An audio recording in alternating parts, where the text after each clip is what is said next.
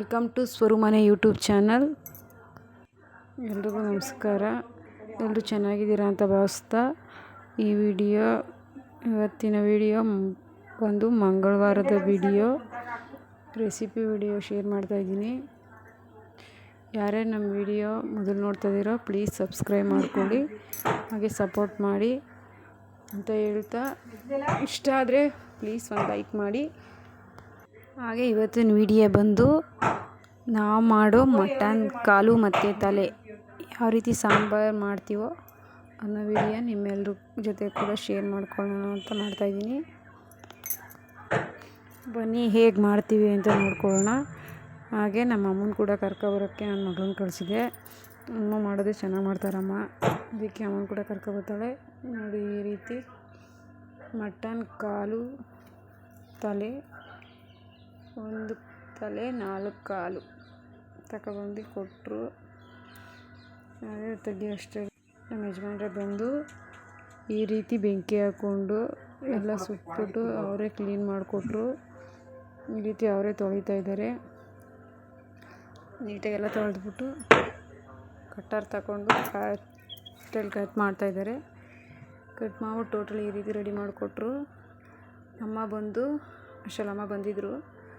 ಅಮ್ಮ ಮತ್ತೊಂದು ಸಲ ನೀಟಾಗಿ ತೊಳ್ಕೊಬೇಕು, ಈ ರೀತಿ ತೊಳೆದ್ರೆ ಆಗಲ್ಲ ಅಂತ ಹೇಳ್ತಾ ಸ್ವಲ್ಪ ನೀಟಾಗಿ ಅಮ್ಮ ನೀಟಾಗಿ ಚೆನ್ನಾಗಿ ಮಾಡ್ತಾರೆ. ಆದ್ದರಿಂದ ಅಮ್ಮನ್ನೇ ಅಂತ ಹೇಳಿದ್ದು. ಅಮ್ಮನ ನನ್ನ ಮಗಳೇ ಕರ್ಕೊಂಡು ಸ್ಕೂಟ್ರಲ್ಲಿ ಹೋಗಿ ಅಮ್ಮ ಹೋದ ತಕ್ಷಣ ಮಟನ್ ಸಾಂಬಾರು ಮಾಡೋಕ್ಕಂತೆ ಬರಬೇಕಂತ ಹೇಳಿದ ತಕ್ಷಣ ಅದು ಸ್ಕೂಟ್ರ್ ಹತ್ತು ಬಂದರು. ಈ ರೀತಿ ಎಲ್ಲ ಚೆನ್ನಾಗಿ ತೊಳ್ಕೊಬೇಕು, ಇಲ್ಲಾಂದರೆ ಚೆನ್ನಾಗಿರಲ್ತು ಅಂತ ಹೇಳ್ತಾ ಅಮ್ಮ ನೀಟಾಗಿ ತೊಳಿತಾ ಇದ್ದಾರೆ.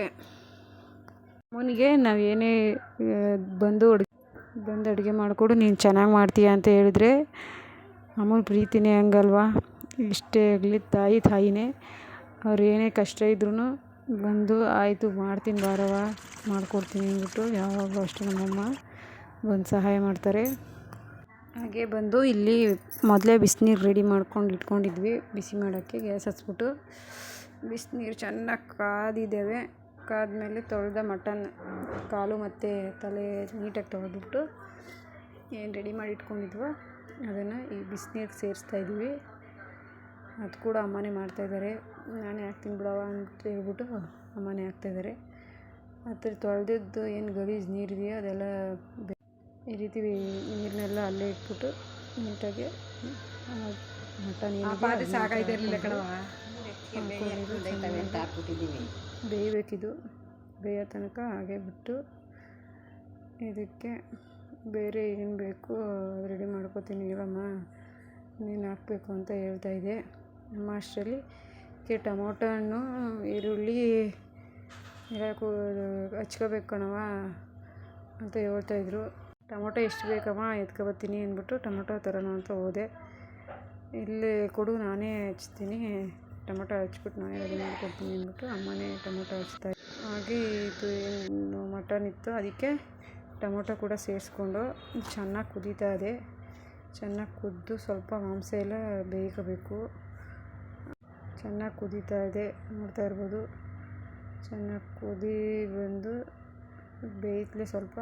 ಆಮೇಲೆ ಇದಕ್ಕೆ ಮಸಾಲೆ ರೆಡಿ ಮಾಡ್ಕೊಳ್ಳೋಣ ಅಷ್ಟೇ ಅಂದ್ಬಿಟ್ಟು ಮಸಾಲೆ ರೆಡಿ ಮಾಡ್ಕೊಳ್ಳೋ ಅಂತ ಹೋದೆ.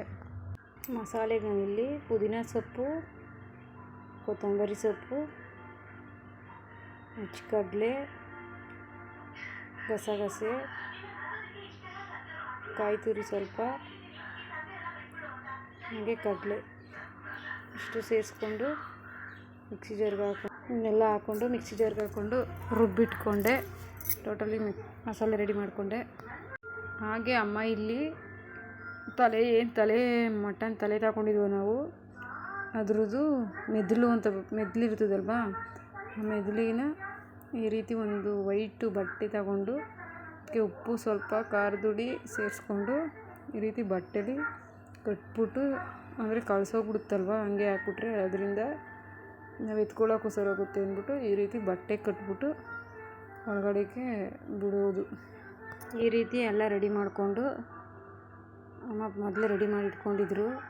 ಇದಕ್ಕೆ ಸಾಂಬಾರು ಪುಡಿ ನಾವೇ ಇದನ್ನ ಸಾಂಬಾರು ಪುಡಿ ರೆಡಿ ಮಾಡ್ಕೊಳ್ಳೋದು. ಅದನ್ನು ರೆಡಿ ಮಾಡಿ ಅಮ್ಮನೇ ರೆಡಿ ಮಾಡಿಕೊಡೋದು ನನಗೆ. ಅದನ್ನು ಸಾಂಬಾರದಲ್ಲಿ ಸೇರಿಸ್ತಾ ಇದ್ದಾರೆ. ಟೋಟಲಿ ಅಮ್ಮನೇ ಮಾಡಿದ್ದೆಲ್ಲನೂ. ಹಾಗಾಗಿ ಅಮ್ಮನಿಗೆ ಸಿಗಬೇಕು ಅದು ರಿಸಲ್ಟು. ಅಮ್ಮ ಅದೇ ಚೆನ್ನಾಗಿ ಮಾಡ್ತಾರೆ, ಹಾಗಾಗಿ ಅಮ್ಮನ ಕೈಲೇ ಮಾಡಿಸ್ತಾಯಿದ್ದೀನಿ. ಈ ರೀತಿ ಸಾಂಬಾರೆಲ್ಲ ಹಾಕ್ಬಿಟ್ಟು ರೆಡಿ ಮಾಡಿಬಿಟ್ಟು ಮತ್ತು ಮಸಾಲೆ ರೆಡಿ ಮಾಡ್ಕೊಂಡಿದ್ವಲ್ಲ, ಆ ಮಸಾಲೆ ನಾನು ರುಬ್ಬಿಟ್ಟಿದ್ನಲ್ಲ, ಮಸಾಲೆ ಆಯಿತಾ ರುಬ್ಬಾಯ್ತಾ ಅಂತ ಕೇಳ್ತಾಯಿದ್ರು. ಅಮ್ಮ ಆಯಿತು ಮಸಾಲೆ ರುಬ್ಬಿದ್ದೀನಿ ಅಂತ ಹೇಳ್ಬಿಟ್ಟು ಮಸಾಲೆ ತಂದುಕೊಟ್ಟೆ. ಅದಕ್ಕೆ ಉಪ್ಪು ಮಸಾಲೆ ಎಲ್ಲ ಹಾಕ್ಕೊಂಡ್ರು. ರುಚಿಗೆ ತಕ್ಕಷ್ಟು ಉಪ್ಪು ನೋಡಿಕೊಂಡು ಮಸಾಲೆ ಕೂಡ ಸೇರಿಸ್ತಾಯಿದ್ದಾರೆ. ಮಸಾಲೆ ಎಲ್ಲ ಸೇರಿಸ್ಕೊಂಡು ಲಾಸ್ಟಲ್ಲಿ ಈರುಳ್ಳಿ ಸ್ವಲ್ಪ ಎಣ್ಣೆ ಸೇರಿಸ್ಕೊಂಡು ಲಾಸ್ಟಲ್ಲಿ ಹಾಕ್ತಾರೆ ಈ ರೀತಿ ಎಣ್ಣೆ ಮತ್ತು ಈರುಳ್ಳಿನ. ರೆಡಿ ಟೋಟಲಿ ಸಾಂಬಾರು ರೆಡಿ ಮಾಡಿದ್ರು. ಮುದ್ದೆ ಕೂಡ ರೆಡಿ ಮಾಡಿದ್ವಿ, ನಾನೇ ಮುದ್ದೆ ಮಾಡಿದೆ, ಊಟ ಕೂಡ ಮಾಡಿದ್ವಿ. ಅಮ್ಮನ ಪ್ರೀತಿಗೆ ಬೆಲೆ ಕಟ್ಟಲು ಸಾಧ್ಯ ಇಲ್ಲ ಅಂತ ಇಲ್ಲಿ ಹೇಳ್ತಾ ಈ ವಿಡಿಯೋ ಇಲ್ಲಿಗೆ ಎಂಡ್ ಮಾಡ್ತಾಯಿದ್ದೀನಿ. Thank you for watching.